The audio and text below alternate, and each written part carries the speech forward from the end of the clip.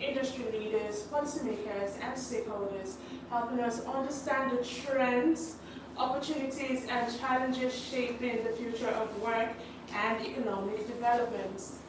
Young people remain Nigeria's greatest demographic advantage and perhaps its most valuable resource for driving economic transformation, technological innovation, entrepreneurship, and sustainable national development. With more than half of Nigeria's population under the age of 35, the country's future competitiveness will depend largely on how effectively it develops the knowledge, skills, creativity, leadership, capacity, and innovative potential of its youth. Around the world, economies that invest in education, technology, research, and human capital continue to position themselves for long-term growth, while those that neglect these areas risk falling behind in an increasingly competitive global economy. At the same time, the world of work is undergoing unprecedented transformation. Artificial intelligence, automation, digital technologies, renewable energy, data science, robotics, and other emerging innovations are changing how industries operate and redefining the skills employers demand. Success today requires much more than academic qualifications. It demands adaptability, critical thinking, digital literacy, continuous learning, emotional intelligence, leadership, and the ability to solve complex problems. For many young Nigerians, however, unemployment, underemployment, limited mentorship opportunities, inadequate career guidance, and the widening gap between classroom learning and industry expectations continue to present significant obstacles to realizing full potential. As Nigeria continues to pursue economic diversification, industrial growth, digital transformation, and sustainable development, preparing young people for the future has become more urgent than ever. Governments, educational institutions, employers, mentors, and the private sector all have important roles to play in ensuring that young Nigerians are equipped not only with knowledge but also with the practical skills, values, resilience, and leadership qualities needed to thrive in a rapidly changing world. Today, we will be discussing maximizing youth potential through education, technology, and purpose-driven leadership. Joining us in studio this morning is Caleb Kokigan, an instrumentation and control engineer at Arish Limited, multidisciplinary scholar, youth development advocate, and convener of the Core Catalyst community. He is a recipient of multiple competitive scholarships and fellowships. He has consistently demonstrated a commitment to academic excellence, innovation, and lifelong learning. Beyond engineering, Caleb is passionate about developing people. He is a former president of the Nigerian University Engineering Students Association, USA, University of Benin chapter, and currently serves as the convener of the Core Catalyst community, where he mentors graduates and young professionals navigating the transition from higher education into the workplace. Through his YouTube platform, Conversations with Caleb Kokigan, he continues to inspire young people with conversations around leadership, career development, personal growth, education, technology, and purpose. Guided by his personal philosophy and excellence in all for the glory of God, Caleb's work sits at the intersection of sustainable energy, education, technology, and youth development, helping young Nigerians maximize every season of their lives while building careers and lives of lasting value and impact. Good morning, Caleb Kokigan, and welcome to Trade Business Briefing. Good morning and thank you. I'm really glad to be here. Thank you for the opportunity to come share some of my thoughts here with our listening audience. Okay, so yeah, you have built a career that combines engineering, education, technology, and leadership. What actually inspired the multidisciplinary journey? Okay, for one thing, it's not like I sat at some point and decided to do work across multiple disciplines. It's just been a natural part of my life journey. I first started with education, where I was a teacher for the longest of time. My first teaching job in 2012, and then I studied computer science and education, right? But you see, it's one thing to encourage students to go in for STEM education and to excel in today's digital world, that it needs digital skills and all of that, right? But I also found that there has to be that intersection. Now, not just me teaching it, not just encouraging them to do that, but that I could also get further training and further education along the engineering path. So I went to study electrical electronics engineering, right? And it was during my time studying electrical electronics engineering that I got involved in leadership and politics, and just it's continued from there. So what I'm simply saying is that it's not like I had all of it planned from the get-go, but I'm glad that I had that, or I have that multidisciplinary exposure, because for very many of the complex problems that we face in today's world, we actually need multiple perspectives. We need the ability to connect dots across different spheres and across different sectors. And so that's one thing that, one reason why I'm very grateful that I have such exposure. Yeah, thank you. Okay. In your view, what does it mean for young people to maximize their potential in today's rapidly changing world? Okay, it's something we say very often, that Africa's greatest resource is not the gold or the crude oil or any of those things. It's actually Africans, right? And then the majority of the African population are young people. In fact, from statistics, we hear that by 2030, by 2050, we're going to have the world's largest or greatest number of young persons, right, residents in Africa. So what it simply means is that if we're really going to maximize those human resources, then we need to have our young persons discover themselves, also build certain skills that have real impact or that can provide solutions in today's world, right? And then over and beyond that, there's also that need to connect these young persons to opportunity. Because sometimes the difference is not, it's not about intelligence, or it's not even about just the desire to make a change or to make a contribution. Sometimes the primary difference is that some persons have not just had certain exposure that can make all the difference in their life's trajectory, right? And so what I really believe is that every young person, every young African is created on purpose, is created for a purpose, is created with purpose. But that purpose won't automatically come to fulfillment or to fruition, right? So there's that need to discover it, which is where self-discovery comes in, right? And then to actually grow until it becomes a valuable skill, until it becomes a something that actually prefers solution and not just a theoretical, oh, I have a purpose and something like that, right? So that's what it means to me. Okay. So you often speak about developmental seasons. Yeah. So, out of curiosity, right, what are these seasons and why should young people pay attention to them? Okay. I speak of developmental seasons because I see our lifespan, right, as divided into different seasons. And our ability to understand those seasons and maximize those seasons ensure that across that lifespan, we have a life of value and of contribution, a life of meaning. Let me be very practical. I'll try to break that down. When we're young, I'm talking 0 to 20, 0 to 25, right? That's the best season or phase of our life for us to learn, for us to grow, for us to attend to things like education. As much as learning should be a lifelong process, but I'm simply saying that is a phase where academics is usually a priority, right? That's a phase where you are discovering yourself.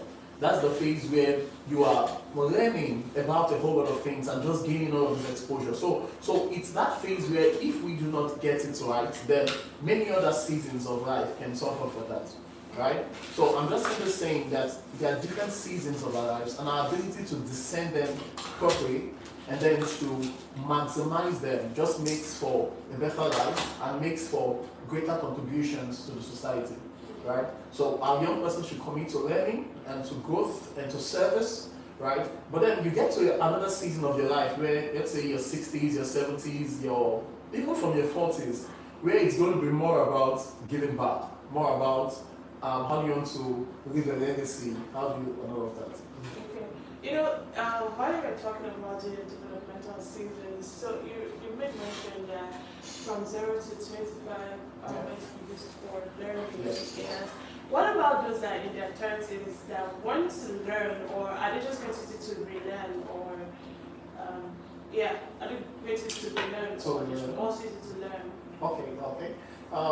I once read somewhere that the illiterates of the 21st century will not just be those who cannot read or write, but to be those who do not have the ability to learn, to unlearn, and to relearn. Right? So definitely for people who are in their 30s, which is the age range down, coming into graduation, passing the time and all of that, right? It's more like learning has to be a lifelong process. As we should keep learning into our 50s, into our 70s, we should keep learning. But by your 30s, there are some things you've already believed and accepted as a truth. So I'm just simply saying that to continue learning, there might be a need to unlearn some things, right? There might be the need to let go of some things that possibly the background or family or some other influences have communicated as the truth to such a person. Yeah. Okay. So there was something that caught my attention here when I was reading your bio, and that was that you were the former newest president of the University of Benin chapter, right? So now, my question to you is this: how has your experiences as a former US president shaped your leadership philosophy and career? And the reason why I find asking this question is because, some people take leadership, people just want to be leaders in like such positions in school. Like I would use my school as an example, as an alumnus of FUTA. We had like some association presidents, and most times they became presidents for the power that comes with it, and then kind of for the financial reasons. Yeah, now that's why I'm asking the question. Okay. Now, politics is also something that I didn't plan before getting into school, right? Yeah. But what happened was, I was this person who from my 100 level to 100 level, I was always sharing scholarship opportunities, always speaking up for students and all of that. So by my 300 level, there was that, public clamor for me to run for office. And that was the first office I held in terms of, an executive office, right? Even though before then I'd been CRASEP at some point and, just little things across. But one thing I also found out is that leadership should be more about service. Right? Yeah. So this is several years since I held office. It's been 2022 and all of that. But I still have people who reach out to say, oh, thank you, for this opportunity you shared them. Because we had several persons who we gave opportunity to, for internships, right? We had some persons who we coached through the scholarship process. I enjoyed several, and over the past, since 2021, 2022, I have at least 300 undergraduates. Some of them are now graduates, who have also enjoyed the scholarships, right? Then we have several persons also who we taught some skills, For me, the major benefit I got was not money, because from the office I didn't really get money. The major benefit I got personally was the associations, the network, the people. So I literally had the opportunity to interact and interface with thousands of young persons, and also the alumni network. So on coming into Lagos, I just found that I already knew a lot of persons. You understand that? And so one thing I would want to encourage young persons to do is, when you have the opportunity to lead, please serve. It should be about the people. It should be about connecting people to opportunities. Of course, there's that power. There's the fame part. I enjoyed it. I enjoyed feminine attention. You get what I mean? But I'm simply saying that over beyond those personal benefits, it should be about the people. And in the long run, you will find that you cannot really contribute to people getting what they want and actually not get what you want. Right? Because you just end up having a lot of persons who would also be rooting for you and seeking to support your own vision and goals. But one of the initiatives that we organized, it was an innovation challenge. So then, I think total prizes we gave, right? It was sponsored by Engineer George Okoyo. Total prizes we gave was maybe 1.8 million naira. Now, because it's a kept on holding all the way till now, and now the prices are well over 4 million naira. So it just keeps building. I'm just simply saying some of those initiatives also has that potential to grow over time. Yeah. You know, like you mentioned that you benefited from several competitive scholarships Yes. and fellowships. So, what strategies would you recommend to young Nigerians seeking similar opportunities? Okay. Now it depends on the opportunities they're going for, because of course different opportunities have different requirements, different eligibility factor. But I'll speak for the ones I've enjoyed, which are more scholarships and fellowships. Right? And one of the things I want to say is that as young persons we should commit to building value in ourselves. Now, this has different forms. For example, if you're a student, that value can be in the form of excelling academically. You want to go for the first class, for the second class upper, right? But if also you are, in business or some other aspects, you want to ensure that your business is actually solving a problem, so that when you go for grants, you can tell a real story that people can relate with. You understand? So one of the first things I want to emphasize is certain opportunities with value. But another thing that also helps beyond value is visibility. There are some people who it's not like they do not have a lot of value. I can go on, right? Yeah. Okay. It's not like they do not have a lot of value, but it's sometimes because they are not seen. So there are some opportunities that because nobody knows them, nobody sees them, nobody can share that with them. So a very simple way to do that is in today's social media age, of course, we should tell our stories using IG, using LinkedIn for those of us who are, inclined towards the professional. Yeah. I can't tell how many opportunities that I've enjoyed by virtue of LinkedIn. Some persons who just saw my profile and say, "Oh, definitely we should invite you for this," or "Definitely you should," and all of that, right? So I'm emphasizing two things in terms of opportunities: one, value, and then two, visibility, right? Visibility, building in public. And I think something also I would love to say to many of my fellow young persons is we shouldn't disqualify ourselves. Some of us think that maybe we're not ready, we're not yet good enough, maybe we're too shy or something, but let's just show up and just show up, because some persons who are enjoying some things, it's not like they're the best. Yeah. They're just people who were confident enough to show up. So Okay. thank you. So with advancements in technology and artificial intelligence, what skills should students and graduates prioritize to remain relevant in the future workforce? Okay. What skills? Yeah. Oh, thank you. That's quite a very, very powerful question, I must say. Now, I mentioned at some point about self-discovery. Yeah. Why I mentioned that is because it's not like I'm going to recommend just this one skill that everybody should go into, right? But then there are some things that everybody should definitely learn, right? Yeah. And one of which is we're in the age of, we're not just in the digital age, we're in the AI age, we're in the age where it's more about artificial intelligence. So we should all be AI literate, right? Where we can, do some basic prompting, do basic vibe coding, some basic things, because it can just help you do some of the things that you want to do, right? So definitely, generally things around digital skills is something I would recommend for everybody. Regardless of the field you are in, education, medicine, you definitely need digital skills, okay? But also another thing that's important is because as much as we have AI doing a lot of things, there are some things that I don't think AI would actually get to do, and one of which would be critical thinking.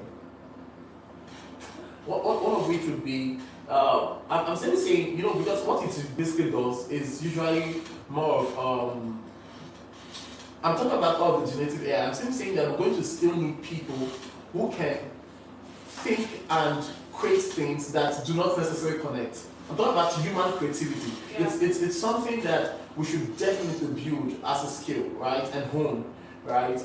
Things like even communication. Of course, AI can help with writing, can help with video creation, can help with a lot of those things. But we're still always going to need humans to communicate and connect with us. There's something about the human connection, right? So we should definitely build our communication skills. And I think these are just a few things I want to say as touching useful skills that would always be relevant. Yeah. Okay. As an instrumentation and control engineer, Okay. how do you see technology contributing to Nigeria's industrial growth and sustainable development? Okay. Well, primarily, like you mentioned, I work in instrumentation, but currently I'm also learning and seeing how I can go more into automation, Okay. right? Since it's just that, adjacent to what I already do in control and all of that, right? And one of the things, one of the reasons why I'm doing that is because Nigeria is still very much a virgin land in terms of opportunities, in terms of possibilities. I mean, check it out, across several sectors. I know we see it as, oh, we have a lot of problems. We have a lot of challenges, right? Education, infrastructure, power,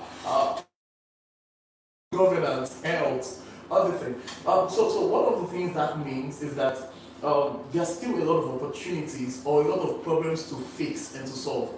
And those problems to fix and solve are what I'm calling opportunities. Okay. So if there's something that will definitely contribute to our ability to do so much within such a short time, right, will definitely be technology. Will definitely be technology. So of course, as young persons, we must learn how to leverage technology to ideate, but to also transfer our ideas to real solutions, right? So I definitely see that in the years to come, we're going to have more industrial presence. We're going to have more things around. What's the word? There are some policies that I'm seeing that I think also has that potential to foster entrepreneurial ventures, to foster what's the word? Technological advancement. And there's also something that sometimes we complain about, but I also think it's an opportunity for Nigeria. And what is that? It's what we'll talk about the Japan movement, where a lot of persons are traveling out. Right? But why I also consider it an opportunity is because very many of these persons, regardless of where they go to, they will always be Nigerians. So at some point we'll begin to have technology transfer. We'll begin to have these persons, right, also come back to Nigeria to give back, right, to start platforms, to start ventures, to provide opportunities. Because there's something that happens when you go to an environment that works and you learn some things. It just tells you that we should come back and make things work. Yeah. Right, so yeah, that's about that. Okay, so what opportunities do you see for young Nigerians in renewable energy and sustainable energy sectors? Okay. So some of the companies, some of the institutions that are our clients to my workplace, right, are mostly the oil and gas sector. And one of the things I'm seeing from reading reports, from attending some industry events and all of that is that more and more there's that push for renewable, for green energy, for sustainable energy. It's much more a bigger deal in Europe, right? Like in Germany, in some places in Europe, right, as compared to Africa. Because for Africa, we still have a major advantage in terms of economic edge in the area of oil and gas. We have a lot of gas resources that has not been explored or used. So I'm not saying that at once we're just going to transition to renewable. But one thing I believe is that it's the future. More and more we'll begin to integrate renewable sources of energy. When I say renewable, I'm talking about solar, talking wind, all of that, right? Yes. We're going to integrate that more and more into our energy mix. And what that simply means is that if we have young persons who are not just learning installation, but also beginning to think of better technology, beginning to think of how to, innovate in these fields, right? I'm just simply saying that it's definitely an environment where there's that potential for growth. I was recently following Nzanobe, right? His story. He's one of the very few persons who manufacture solar panels in Nigeria, right? And when I was listening to him speak and the fact that they're already exporting, it just tells me that Nigeria, we have the advantage of, how we complain about sunlight. A sun, it's too heavy, and then when it rains, it's also pours heavily. All of those things are natural, but they also provide that potential to see how we can solve our power problem just with fossil fuel, but also with renewable sources of energy. Yeah. Okay. So through the coal catalyst community, what are some of the biggest challenges facing Nigerian graduates during the transition from school to the workplace? Okay. For very many Nigerian graduates, especially core members, because the core catalyst community, it's primarily for core members, right? That season where they just left school and they're currently serving the country. And for very many of them, one of the major challenges I see is lack of clarity. I believe that one thing we should do during our university days, or the time when we're in the polytechnic, or even from secondary school, should be self-discovery, should be personal development, should be better understanding what are our strengths and the areas where we can explore those strengths as opportunities. But I still see many young Nigerian graduates who are still not sure as to, what industry do they want to build a career in? How does purpose fit in the aspect of career? Trying to combine those two things. Or trying to see how do they assess opportunities. And one thing I also found out is that with clarity, like the more we gain clarity, there's some opportunities we will not even go for. Interesting. That's true. Yeah, you just find that some things are not for you, right? So I think two major challenges I would say that many young Nigerians, many Nigerian graduates face are one, clarity, in terms of the long-term purpose, and then two, access to opportunities. Okay. Access to opportunities. So, like you mentioned, that, a lot of Nigerians lack clarity when it comes to choosing a career after graduation. And we all know that a lot of people struggle with career uncertainty. Yeah. And also, another major thing is young people also compare their journeys with others and feel pressure to succeed quickly. One thing I've learned in my journey in this life is not to compare my journey with someone else's because our journeys are different, we're running different races. So my question is this: what practical advice will you offer to people that are struggling with career uncertainty? And also, how can people stay focused on their own growth without becoming discouraged? Okay, thank you. That's also a very thoughtful question. Let me start with the part of comparison, right? Definitely, we are all unique beings, right? We are individuals, and part of what it means to be an individual is that place of uniqueness, that place where you have your own strengths and your own possibilities, right? So one of the advice I would give, right, is that rather than compare ourselves and try to compete, we should see how we can learn from the journeys of others, but adapt whatever lessons we learn to our own unique situation. So let me explain how that means. Let me give you a practical example of what that entails. You come on social media, let's say LinkedIn or Instagram, and you see all of those people's, you see people's lifestyle. Let me use it like that. Yeah. They are excited to announce this, or they just traveled to this place, or they just won this, right? Yeah. So instead of comparing and maybe feeling bad or feeling left behind, why don't we just, it's something I've done practically. I saw someone who announced that he won a scholarship, it was an international opportunity. And I was like, oh wow, congratulations. And what I did was, I looked, does this fit in with the path that I want to build a career in? And so, instead of, comparing and feeling bad, I just learned that, this is an opportunity I can apply for, I can go for. So one practical advice I'm giving is that instead of compare, just learn. Then the ones that fit into your own scenario, see how you can apply that.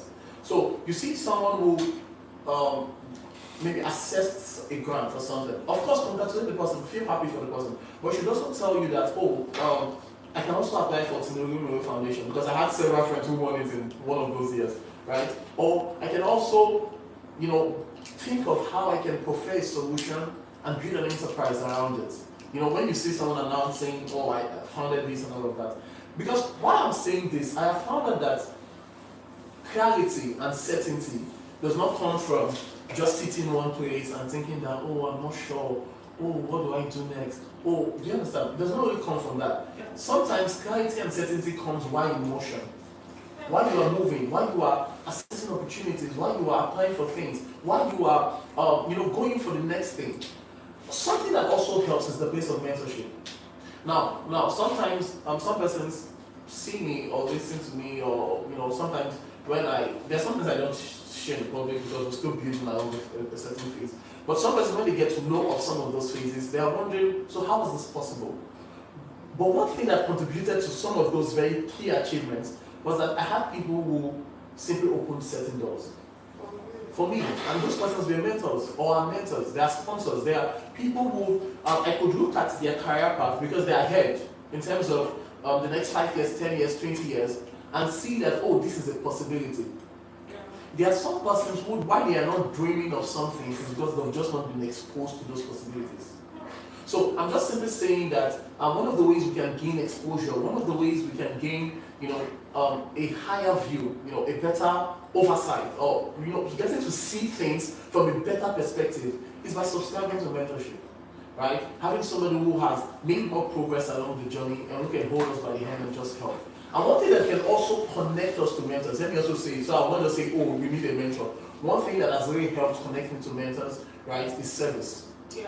It's volunteering. Yeah. It's that thing where when I show up for events, or sometimes when I hear of an event coming up, I'm not just thinking of, oh, I want to just attend. I'm thinking, how do I volunteer? How can I contribute to the success of this? Right? So if as young persons we have that attitude or that mindset of contribution, how we can be of service, how we can help, right? It's inevitable. It's going to bring us into connection with people who will notice that. You know when the Bible says that seest thou a man diligent in his business, he will stand before kings and not mean men. Right? That the gift of a man can make a way for him. And all of those, I'm just simply saying that we trust God that He will orchestrate some things, because some things is not I can't. Okay, one example, I went for an event, right? And then, of all things, I was serving drinks. I was holding drinks here. And one of the persons who came up, just pick up the drink, because just to mention, there was no other way I could be in that room if I was not serving, because it was, exclusive, high class, whatever. But one of the persons who came to pick up one, right, and then engaged me in a conversation and a few other. And then I found out that he graduated from my school, from my faculty, just not my department. Now, that became such a strong connection that opened other possibilities. Yeah. So I'm just simply saying two things that can really help is, instead of competing, learn from the journeys of others, right? And then subscribe to mentorship by serving and by volunteering. Okay. So, as the host of Conversations with Caleb Kukigan, what common lessons have emerged from your discussions with accomplished individuals, and also how important is continuous learning and upskilling in building a successful career in today's economy? Okay, let me start with the second part, the part of upskilling, right? Because we're in an age where there's a lot of change, where there's a lot of development, where there's a lot of progress going on a daily basis, right? There's always the need to keep learning. There's always a need to keep upskilling ourselves, right? Because anybody who does not learn and grow and improve will become obsolete. Yeah. Right? There will be some other things that before now you might have been at the cutting edge, but if you are not continuously improving, it's the Japanese Kaizen principle, right? Which speaks of continuous improvement. Yeah. Right? Yeah. So if there is no continuous upskilling, then it simply means that there's going to be loss of relevance, loss of value, and at some point you just find that you're no longer there. Right? So definitely there's that need for upskilling, for continuous learning, attending courses, conferences, taking certifications, and not just learning in the sense of acquiring knowledge, but also finding ways to apply it. Because I'm one person who is so big on not just the acquisition of knowledge, but seeing how we can apply knowledge to provide solutions. Because that is where the real value is. The real value is in the application of knowledge, right? So that's what I'll say about upskilling. But as touching the other parts, where from my conversations, conversations with Caleb Kukigan, it's we just have those conversations and also see how we can, introduce young persons to certain possibilities, often with more advanced learning persons and all of that. Now, one of the things I have found out from some of those conversations is that for very many of those persons who we celebrate, it didn't happen by accident. There was usually that entire phase of learning, of growing, of preparing, of building, sometimes in secret. We have a lot of young persons who are under pressure to build tomorrow. And it's possible. There are people who just have that rapid rise. I'm not arguing that. But you find that it's the exception. For very many persons that we celebrate, check it out, there has been a decade of work. Yeah. There has been a season of intense work. So I'm just simply saying that one thing I have learned is that place of preparation and continuous building, even when the results are not yet evident. One thing that I have learned from some of those conversations is the place of consistency. The place of understanding that we should just keep on going, keep on saying yes to the demands on our lives. Understand that at some point it's all going to make sense. Understand that at some point when we look back, we're going to see how it all connects, right? So what I'm just simply saying in emphasis, to just summarize that point, is that we should keep learning, we should keep growing, we should keep building. That it hits a tipping point, and then from that point, the trajectory just becomes different. Okay. Yes. Yeah, so when I was reading your Bible, I think I came across something that's a personal philosophy of Yeah. yours, which is excellence in all for the glory of God. How has this principle influenced your decisions and professional journey? Okay.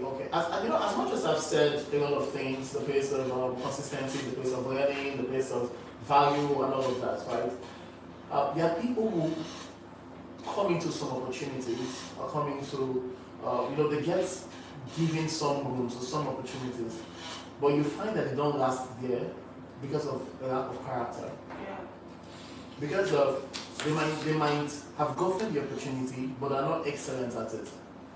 So that statement, that's like my catchphrase in life. That's like my philosophy in life. Excellence in all tells me that I have to be excellent in my value delivery, in my skills, but I also have to be excellent in my character. Oh wow. I also have to ensure that integrity is a value that I hold dearly, that I live by, so that I can be trusted. You see, trust is a powerful currency. Yeah. There are things that education might not give us access to, right? I'm just talking about the normal school route. But if you are truly a person who can be trusted, a person who has proven faithfulness over time, right? Then some possibilities are just unimaginable, right? So for me, what it speaks of is that I have to ensure that everything I do, I'm excellent about it. So whether it's in my communication, whether it's in my conduct, whether it's in my, every aspect of it. But for the glory of God is the reason, is the why, is the purpose, is my why. It's to say that, I'm not just doing this because I want to just do it, because I want to just show up and show up excellently. I do it because I see excellence as worship to God. Oh, wow, that's amazing. I see excellence as, something that is consonant with God's character. He's excellent, right? And then when we do things that are shabbily, it's more like, the story of the parable of the talents. Yeah. That someone was given 5, another person was given 2, another person was given 1. Yeah. Now, the person who had just 2 was excellent with it because he did 100% return, right? And his master was pleased. And in that context, in that story, if you correlate it, the master is actually God. Yeah. He has given us a lot of talents. He's given us even the gift of life. For those of us who went to school, we had the opportunity to be educated.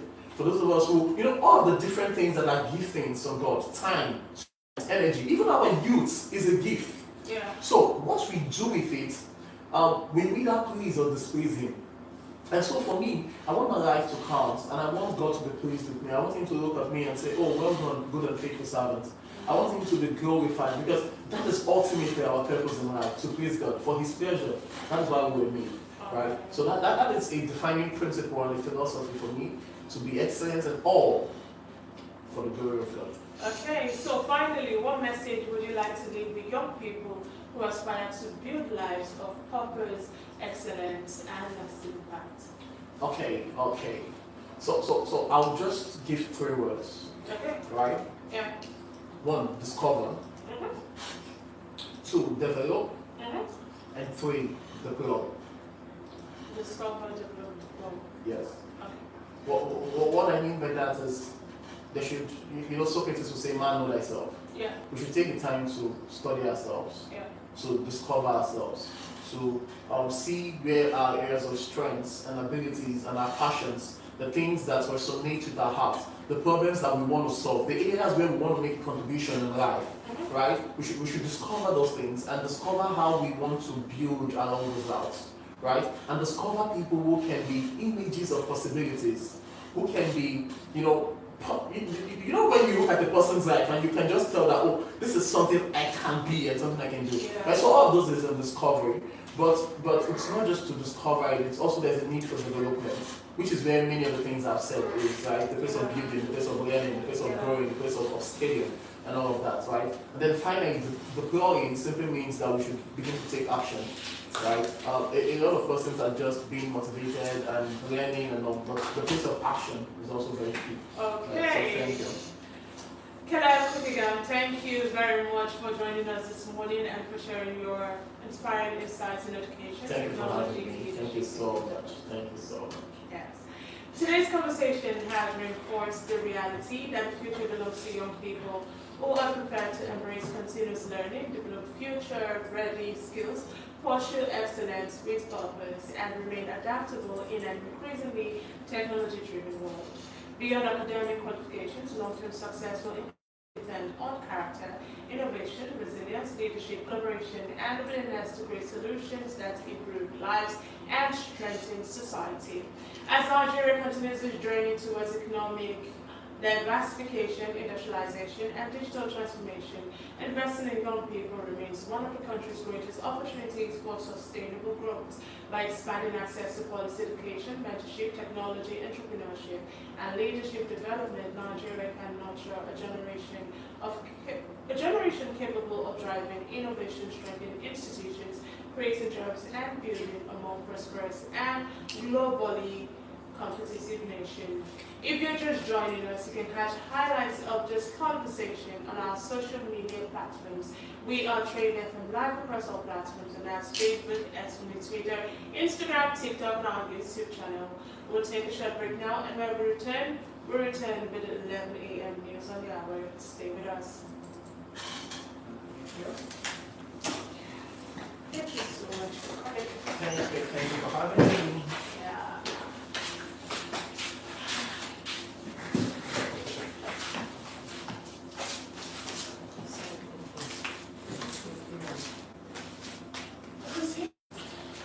Okay, cool. Drop it.